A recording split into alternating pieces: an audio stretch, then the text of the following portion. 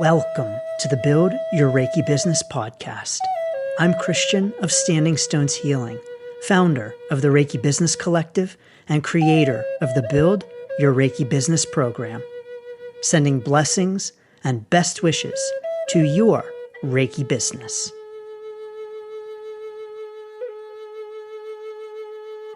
Greetings, welcome. And thanks for tuning in to this week's episode of the Build Your Reiki Business podcast. It's Christian, so honored and excited to have you here for another episode. So thank you so very much. In this episode, we're talking about Reiki.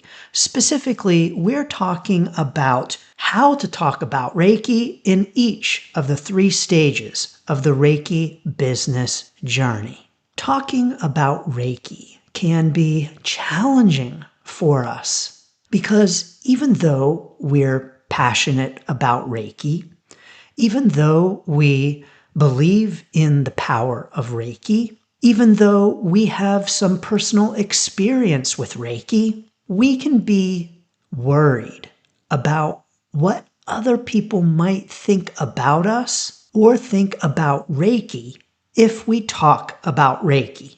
Now, I have a whole previous episode of the podcast all about talking about Reiki. That link is down below to tune in for more about talking about Reiki, including about why it's so challenging and how important it is for us to give ourselves some compassion and grace for the times when we feel challenged to talk about Reiki and for all of those worries and concerns that we have about talking about it. The first thing I want us to do is to release any judgment of ourselves for any challenges we might have with talking about Reiki. Reiki isn't judging us for feeling challenged with talking about Reiki, so let's not judge ourselves or one another when these challenges come up. But the challenges that we experience with talking about Reiki can and do change throughout the Reiki business journey. So we're going to talk about the challenges in each of the 3 stages: Nebula, Forest, and Tower. And of course, for more about those 3 stages of the Reiki business journey, I've got a free training walking you through each of those 3 stages. The link to learn more and get it is down below. But first, in the Nebula, when we are starting out on our Reiki business journey, talking about Reiki can be the most difficult because this is a stage where we are nervous to be visible, wondering if we have what it takes to even start a Reiki business, wondering if we're worthy of doing so, and hesitant to be known as a Reiki practitioner, to be seen as a Reiki business owner. And so in the Nebula, I encourage and recommend starting off in a very basic way of talking about Reiki. The most basic way that we can start talking about Reiki is to talk about our own experiences of Reiki. You know, so often in the Nebula, we're afraid to be known as a Reiki practitioner and to be seen as a Reiki business owner because we feel like we don't know enough, that we're not enough of an expert, that we don't have enough experience to be talking about Reiki in the first place. But we are all an expert on our own personal experience. And no one can take that away from you.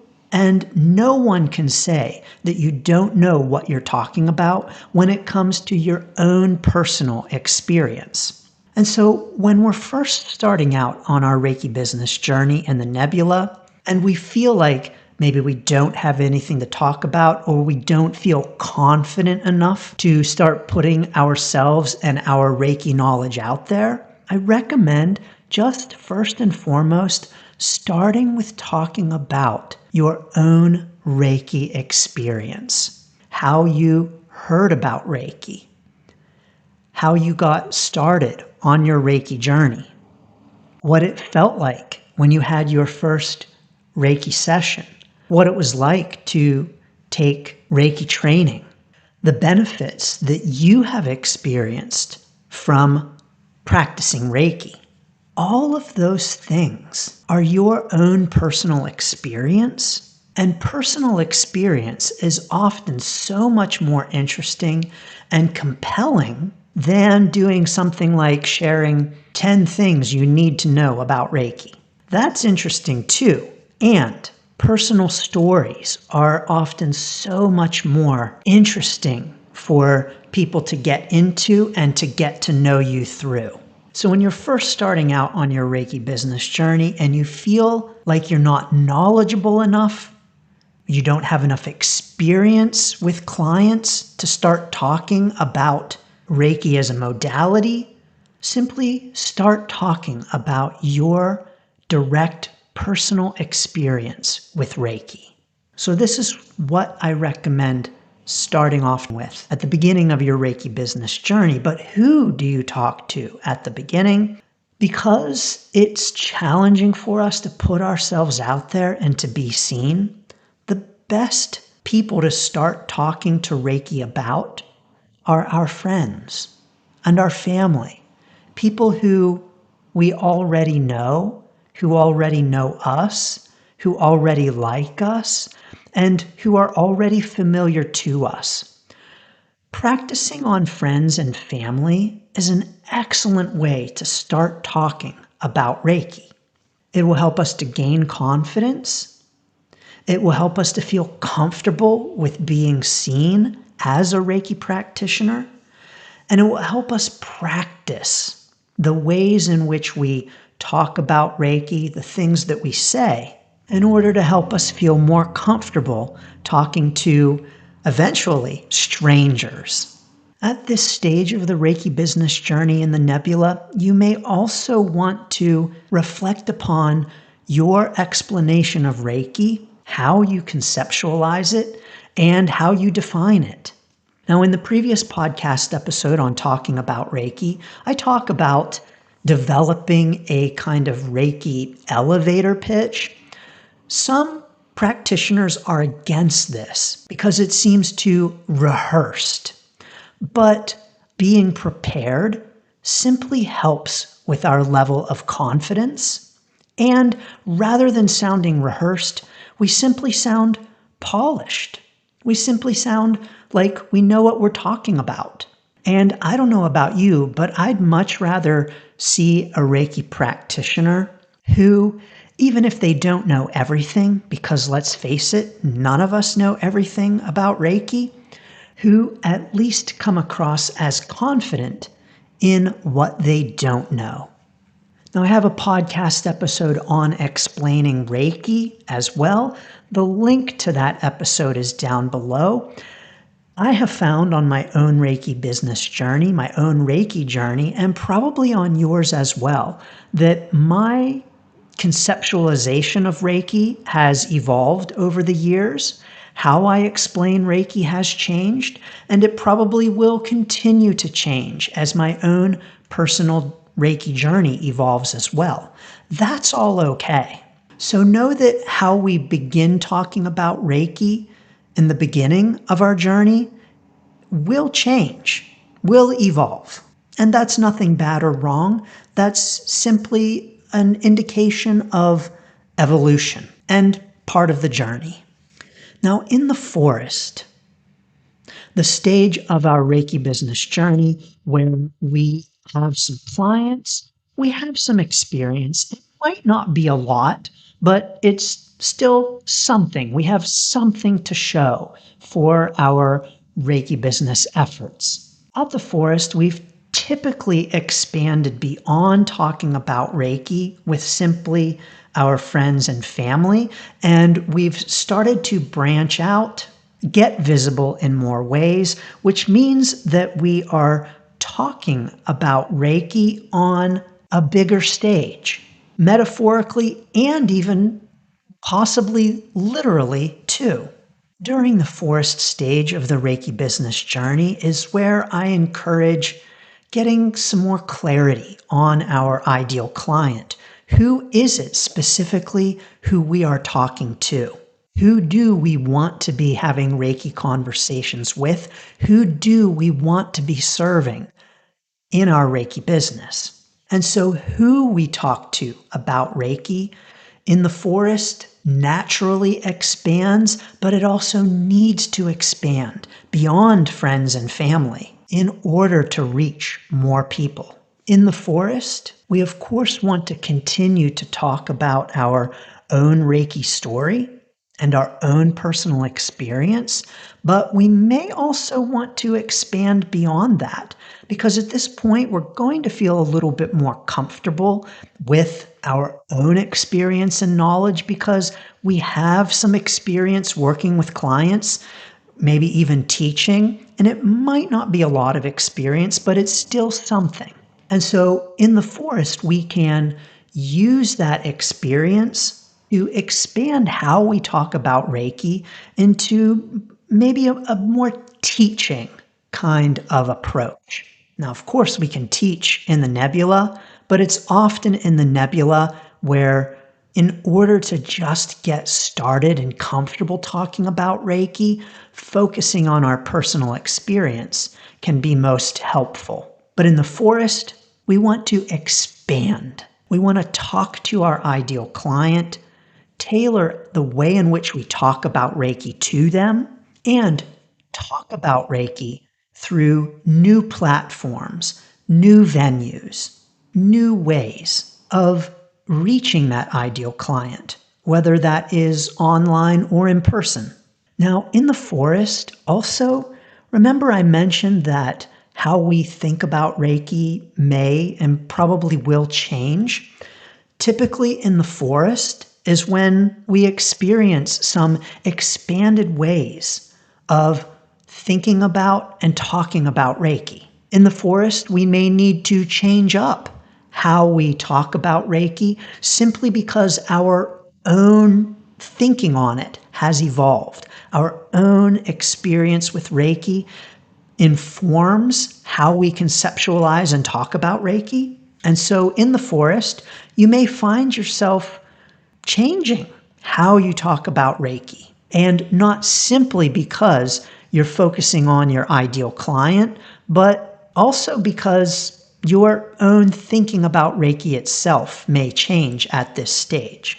In the forest, continue to share those personal stories, but now you're able to add into the discussion your clients' experiences as well, your students' experiences. Now, one of the challenges in the forest is trying to do too much. And so one of the challenges you may encounter with talking about Reiki in the forest is trying to talk about Reiki everywhere. I'm here to tell you, you don't have to do that. What's way more important than talking about Reiki everywhere, meaning every social media platform or every venue in your town, is to find a few that really resonate with you, a few ways of talking about Reiki, a few places where you talk about Reiki to connect with your ideal client, and to simply do more of that before finding new places to talk about Reiki. Now, in the forest, we might think that we should feel completely comfortable with talking about Reiki at this point, and that if we're not, we might feel guilty or ashamed.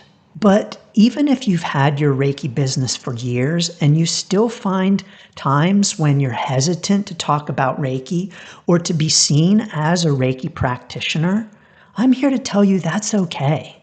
Release any judgment that you have of yourself for that, because even years into our Reiki business journey, it can be challenging to be seen as a Reiki practitioner.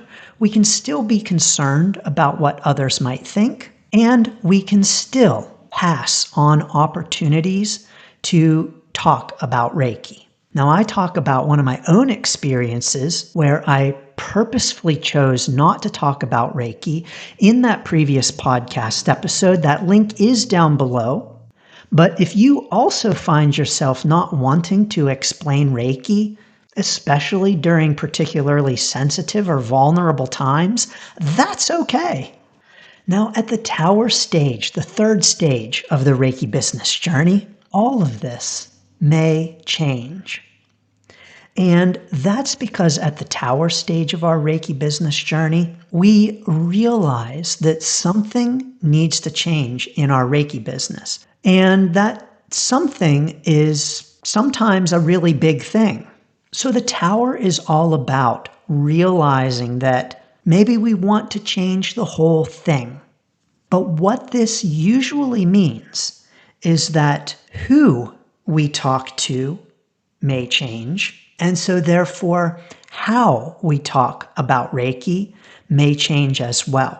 Now, in the tower, when we are reassessing our business and asking ourselves how we want to move forward, one of the things that often changes is who we want to help, our ideal client, our quote niche. And so when who we talk to, who we want to be connecting with changes, then it naturally follows that how we talk needs to change as well. And so in the tower, if we determine that we want to change our niche, our ideal client, who we are talking to, then usually we need to change how we're talking about Reiki, what we're saying about Reiki, and making sure that we are tailoring our discussion of Reiki toward the people who we want to help with Reiki. When it comes to talking about Reiki in the tower, I encourage asking yourself a couple of questions. Who do I want to talk to? How do I need to talk to them? And in what ways do I need to change how I'm currently talking about Reiki? So for instance, let's say that your previous ideal client was single moms who really need a break and are feeling burned out. And you were talking all about how Reiki can help them feel more grounded, more centered, and something that could support them in their mom duties amidst all of the craziness that they have happening in their lives. But now you've discovered that you really like working with kids. It's not the moms you want to work with after all. Oh no, what have I done? I've just built this Reiki business talking about Reiki for the moms when I really want to work with the kids. So now in the tower, you just need to change the way that you're talking about Reiki to better align with the needs for the kids. Now, of course, we can't talk directly to the kids. I mean, you could talk directly to the kids, but we, of course, still need to be helping the parents to see the benefit of Reiki, of course. The parents are ultimately the ones making the decisions and paying, but now you'll need to talk to the parents in a way that addresses the needs of the child. And so how you talk about Reiki in the tower will often change. Where we talk about Reiki may need to change as well. Now, in this example, actually, the ideal client is not completely different and there's a lot of overlap. So where you show up might not be so different, but it can be very different if our ideal client now is very different from what it might have been before. And again, in the tower, there are so many different ways that we might want to change our Reiki business that the ideal client may or may not be one of the changes you might want to make. Either way, probably how and where you talk about Reiki will need to change. If you're interested in learning more about these 3 stages to discover where you are and then how to attract clients for your particular stage, The link for my free training, the 3 stages of the Reiki business journey, is down below. It's 2 parts. In the first part, you'll discover where you are on the Reiki business journey. And the second part, you will learn how to attract aligned clients for your particular stage. But no matter where you are on the Reiki business journey, one of the most important things to know about talking about Reiki is that it can, it will, it does change. How we think about Reiki and therefore talk about it will often change. Who we talk to will expand and often change. Where we show up to talk about Reiki will and needs to expand and change. And so when you find these shifts happening in your own Reiki business, they are not bad, they are not wrong, they are part of the process, and they are actually positive. Release any feelings of guilt, judgment, or worry that you might have about talking about Reiki, about whether you're doing it right or enough, and especially if you are afraid to talk about Reiki. Remember, just for today, I will not worry. And so let's not worry about talking about Reiki, but rather practice, improve, get better, reflect, and revise as we need to. So what do you think about talking about Reiki? How do you talk about Reiki? How is talking about Reiki showing up for you on your Reiki business journey right now? Drop it down in the comments and let us know. And of course, join us in the Reiki Business Collective Facebook group and tell us all about it at facebook.com/groups/Reiki Biz. Sending so many blessings and best wishes to talking about Reiki and to your Reiki business. Thanks for tuning in to the Build Your Reiki Business podcast. Please like, share, subscribe, and send to a friend. Learn more about the Build Your Reiki Business program at standingstoneshealing.com/build. Sending blessings and best wishes to your Reiki business.